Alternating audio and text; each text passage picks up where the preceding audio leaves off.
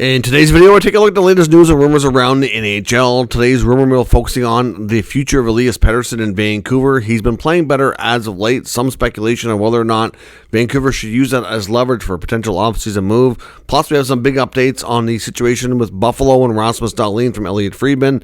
There were some rumors about a potential asking out of a trade. There's some big rumors about a team being interested. We'll discuss all the latest goings-on around Dahlin and the Sabres. Plus, we have some other news around the league, including a longtime NHL and KHL star announcing his retirement. We have some big injury updates. Plus, we have some signings, and we have another trade. It's a small one, but a trade nonetheless. All that coming up next.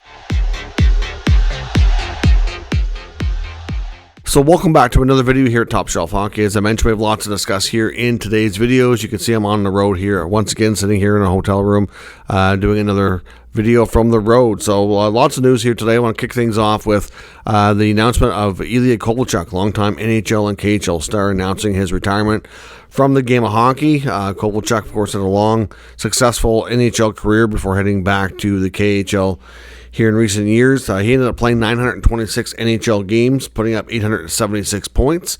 Was first overall pick, played, of course, with the Thrashers, where he started his career and then bounced around a bit. Obviously had a stint where he was away from the NHL and then came back. When he played Montreal, it was interesting. Obviously a big contract with the Devils, and obviously had a pretty solid career overall. During the time in the KHL, he played 432 games, putting up 404 points. So in both cases, he was just a little shy of being a point per game player. Certainly a very talented scorer, very talented shooter, and we'll certainly wish him the best in post-retirement. Some injury updates and roster moves. The San Jose Sharks today recalled Zach Ostapchuk. Of course, he was recently acquired at the deadline from the Senators in the trade for Fabian Zetterlund. Ostapchuk at the time of the deal was in the American Hockey League with Ottawa, so transferred over to the AHL with the Barracuda, and now he's been recalled to the NHL roster. In Anaheim, they recalled Nikita Nesterenko. Sam Colangelo and Ross Johnson are both considered day-to-day, dealing with some injuries. The Flames confirmed that Captain Michael Backlund also out week to week, which is going to be a big blow for them. Of course, they're in a tight playoff race for that final wildcard spot, mostly with their Canadian rival Vancouver Canucks. So one of the two Canadian teams is likely getting in, and one of the two is likely going to miss. Given the standings, you never know, things could change, but I would suspect that's likely what we're looking at right now, barring some kind of crazy change. We also got word that the Buffalo Sabres are monitoring Josh Norris already for an injury. Apparently, it's according to head coach Lindy Ruff, it's something that he's been dealing with, and considering he hasn't been there long, I wonder if it's something he originally encountered in Ottawa before the big trade for him and Dylan Cousins. Earlier, before the trade, he had only been back a short time before the deal went down at the deadline. Before the Four Nation break, he got hurt. It was believed to be like a groin, or they called it a mid-body injury. So he missed the better part of about a month. Came back, played a few games, and then the trade happened at the deadline. So not quite sure exactly what the situation is. They said he was being monitored. Peterka also missed practice yesterday with the Sabres. I'm not sure if that's anything to watch for missing time or not, but we'll have to wait and see. So hopefully Josh Norris isn't already running into health problems in Buffalo after only a few games. Interesting, too, I noticed that they're using him on the wing with Tage Thompson. It's something that I know during his time with the Senators, I often, especially as they were healthy, because when they weren't healthy with their centerman, he had to be a centerman, but like they had Stützle, Norris, Ridley, Gregg, Shane Pinto. Which we never really saw the experiment, but I wondered why they wouldn't have experimented with Norris on the second line wing, maybe on Pinto's wing, for example. Allow Pinto more of a top six role and put Norris on the wing, but we never did see that. So I'm curious to see. So far, he seems to be doing relatively well with Thompson on the wing. We'll see if it sticks there or how the Sabres proceed with him.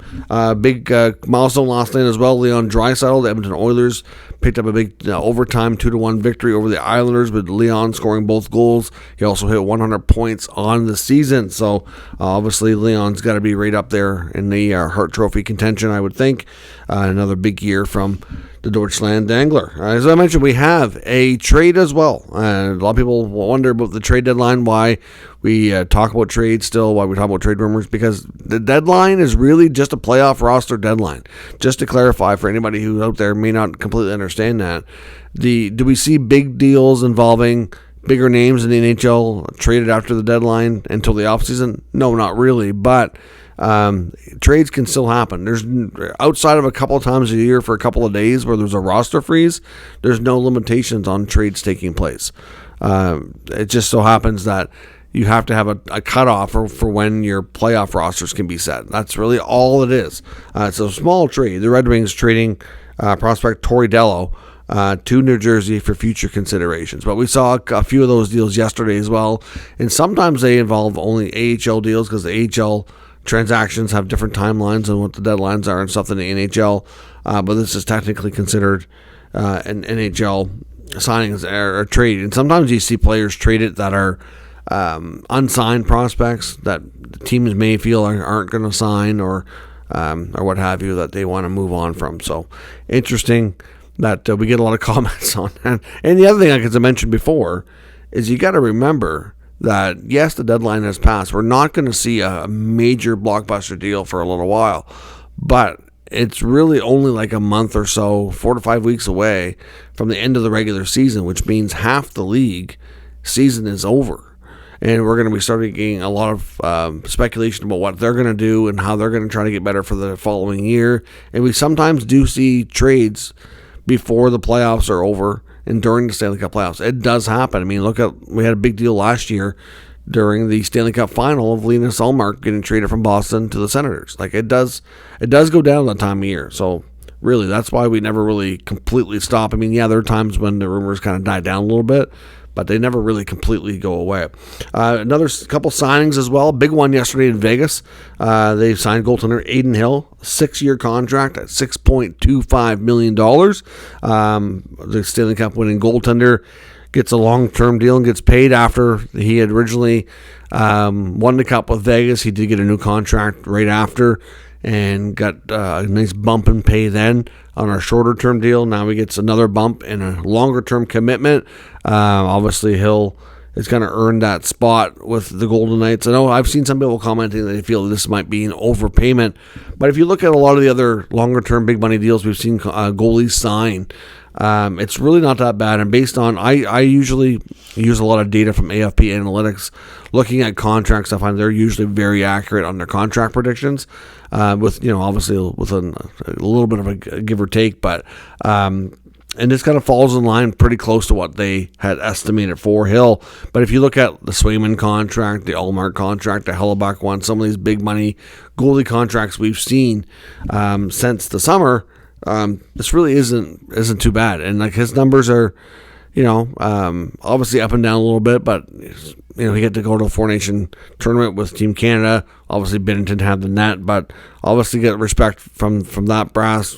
Clearly, his Vegas coaching and former coaching there is played a role in that team as well. So certainly good to see that they had all that confidence in him. But at $6.25 million for what he's done, it's really not that bad. Any contract, especially goalies, more than just about any other position, especially when you're doing longer term deals, definitely come with some risks. There's no doubt. I mean, look at Sergei Bobrovsky when he went to Florida on that $10 million 7-year deal.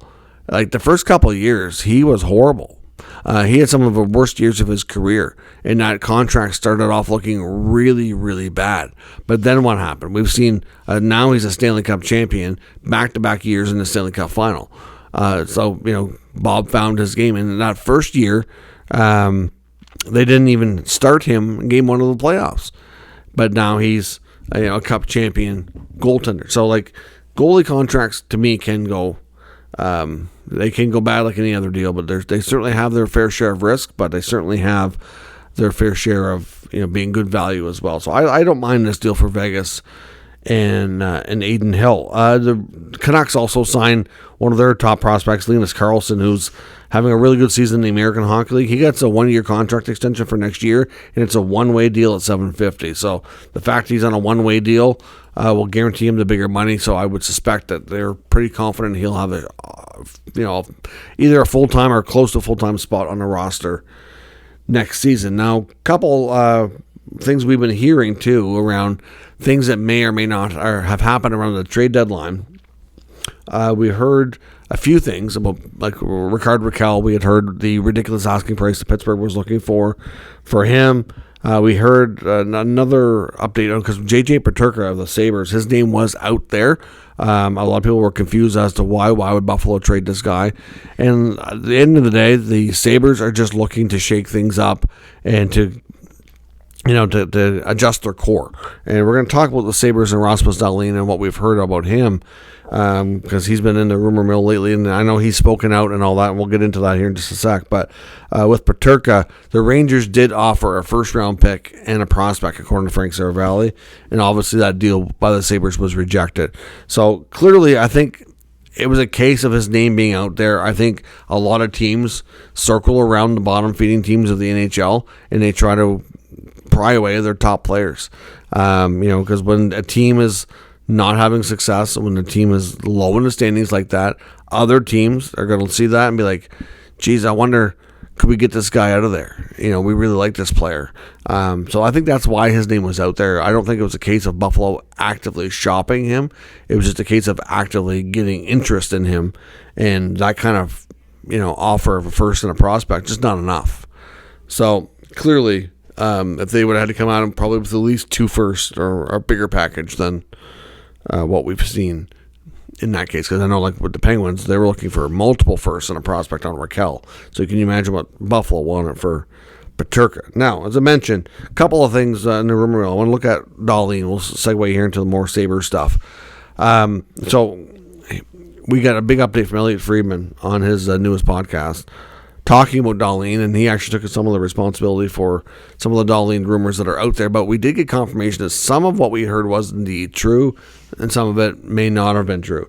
So essentially, this all started from Paul Bizinet. So Biz on Spit and Chicklets had said that he was told that Rasmus Dahlin was quite frustrated in Buffalo and had gone to manager Kevin Adams, requested a meeting, and had said that he wanted out. So when that was first dropped on the podcast, it didn't take long, since it's such a popular show, that it spread quickly. Dahlin himself was asked about it by media, was frustrated, denied it, what have you. So, I mean, obviously, even if he did, but I keep reminding people, even if a player did ask for a trade and they don't want to talk about it publicly, which is 99% of the time, they're not going to come out and admit it and say, yeah, that's true, that happened, I did that, and I want out of here. Like, that's not going to happen. They're going to be a good teammate. They're going to be a good, they don't want to cause distraction, if you will, for their team. So, but here's what we do know about Dahlin. According to Elliotte, he says that a meeting did take place with Dahlin and Adams. That part of the rumor was true. Dahlin was frustrated with the fact that they continued to lose and continued to be near the bottom of the standings, and he wanted to meet with management to kind of talk about the direction of the team and where things are going. And he's not at a point yet, though, where he was asking out. However, it sounds like, according to Friedman, that the meeting went, I guess, as best as could be expected, and that he was satisfied with the answers he was given, at least for right now. So when Dahlin says he never asked out and never said he wanted a trade, according to Friedman, that part is true. But a lot of people are saying, and it sounds like, if things don't change, and maybe that's more of kind of the way things were presented, right? Dahlin may have not said, I want out, but he probably expressed his frustration with how things are going. And maybe he said something along the lines of, if things don't change, I could get to that point. And we don't know if he gave a timeline. We don't know any of that stuff. But like Friedman said, he took some of the responsibility for some of that stuff. So he never really elaborated on that. So I don't know if insiders were talking amongst themselves or what have you. Anyways, either way, the Dahlin rumors about asking for a trade, for right now at least, are not true. But he is frustrated. He's tired of losing, and he did meet with management to talk about the direction of the team. Generally, that means that they're kind of close to feeling that way. They just haven't officially requested it yet. So I think that's where we can say on that. Now, there was some speculation about the Maple Leafs going after Dahlin if he was going to be available, saying that how the Maple Leafs and Morgan Rielly hasn't really lived up to being the true number one defenseman, and that Dahlin, if he was going to be looking to get out of Buffalo, that the Leafs should target him and offer, even if it's a big package, maybe they find a way to move on from Morgan Rielly, figure things out, and he could be their prime target and maybe that missing piece. Now, of course, the playoffs this year haven't even happened yet, so we don't know how Toronto's going to do. To be honest, I think it's largely going to depend on the matchup. I think if the Leafs end up playing Tampa, which is the way things look now, I think they could get out of the first round and maybe have a shot at going deeper. But if they end up playing the Florida Panthers early in round 1 or 2, I don't know that they have what it takes to beat Florida. But again, it's early. We'll have to see how things go here. But if we see the Leafs falter in the playoffs again, I have to think that there is going to be a much more significant, substantial change. And if a guy like Dahlin was available, they absolutely should be all over targeting him to have that offensive puck-moving defenseman. That they always hoped Morgan Rielly would be. But to me, I'm not saying Morgan Rielly's a bad defenseman, but he's not, in my opinion, really a true number one. If he could be on a second pair, he would be a better suited, I think. And I thought that for a long time. So it was kind of the same thing with Ottawa and Thomas Chabot. Chabot was asked to do way too much. Like, he had a really, really good season, like a 50-point season, got his contract, $8 million, 8 times 8. And then the team was slowly kind of changing and going through the rebuild. And then too much was asked upon him. And Chabot is finally having a really good season again, much more two-way. He's not putting up the numbers like he used to, but he's certainly earning his contract a lot more than he ever has. But also what happened was Jake Sanderson came along, and he's become the top pair guy, where Chabot's kind of more your second pair guy now. So it could be the same sort of scenario where either Rielly stays and becomes a smaller role, or maybe they have to move him for cash to make the space from a cap perspective. But they also have Tavares and Marner, big question marks about their future. And if one of those guys doesn't return, for example, they may have the money to go spend on a top defenseman or somebody else, right? So I think the Leafs are going to be an interesting team. They have a lot of question marks around that. And clearly, like I said, we can't confirm that Dahlin's available right now because it sounds like he's not. But if it gets to that point, then they absolutely should. But that's all the rumors have been floating around about him. Now, on Vancouver, it's the Sekeres and Price show, they were talking again about Peterson, Elias Pettersson, and whether or not the Canucks, even though they kind of took him off the market after the JT Miller trade, but they were saying that the Carolina Hurricanes are definitely a team to watch, that they still expect has a lot of interest in this player. And even though Pettersson has played a little bit better here down the stretch, that if he can finish the season stronger and kind of show glimpses of what we thought he was and is going to be, should they consider selling high if he can boost his value over the next number of weeks leading into the end of the regular season? We know the Hurricanes obviously, failed on that Rantanen deal. You can say what you want, and I understand from an asset management perspective, they recouped a good haul for Rantanen, but I think they'd rather have a top-tier player.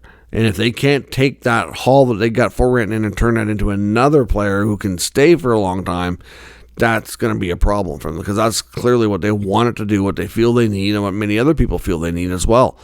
So it's going to be interesting to see if they do continue to push for that top player. And it would make sense that a guy like Pettersson, who they've expressed interest in before, could be who they turn their attention to. I mean, there was also talk that they had interest in Brock Besser at the deadline, and that one of those first-round picks that came back in the Rantanen deal from Dallas was offered for Besser, and I just think that there wasn't enough time for them to really consummate that deal. Besser's becoming an unrestricted free agent unless he re-signs in Vancouver, so hard to say what the future holds for Brock, but they can go about acquiring him in a different way if they still feel he's one of their targets. But with Pettersson, they have to ask themselves, the tough question is, what version of Pettersson are we going to get moving forward? And are we in a situation where this is going to be the best version of him, and should they sell high while they can, or do they hold on to him and hope that he continues to find that form and be the player that they thought he could be? So it'll be interesting to see where things go on that front. But I'm of the two minds here that I don't know. I don't really like what I've seen out of Peterson in the last year or two. I kind of think, depending on what the deal would be coming back, that you should seriously consider it. But it really boils down to the trade offer. They need to get an impact player coming back, and if they can't, then I probably don't do the deal. But at the same time, that contract could pose a lot of risk moving forward. If he doesn't find his form, even though he's been better lately, he's still not playing at that 100-point level. So we'll see what happens. Let me know your thoughts on all of today's news and rumors down in the comments. We'll discuss further. If you're new to the channel, make sure you subscribe and stick around.